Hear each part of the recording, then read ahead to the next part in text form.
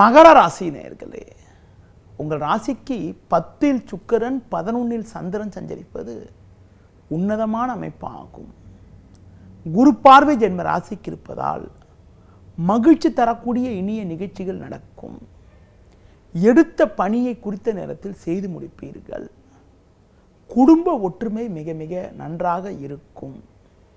பிள்ளைகள் வழியில் ஒரு சில சாதகமான பலன்களை பெறுவீர்கள்.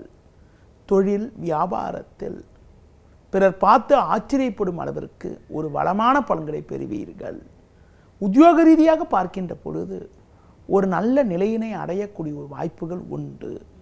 ஒரு பெரிய இடத்து நட்பு கிடைப்பதால் நீண்ட நாட்களாக இருக்கக்கூடிய பிரச்சனைகள் எல்லாம் தற்போது குறைந்து ஒரு வளமான பலன்களை பெறக்கூடிய ஒரு வாய்ப்பானது இன்றைய நாளில் இருக்கிறது.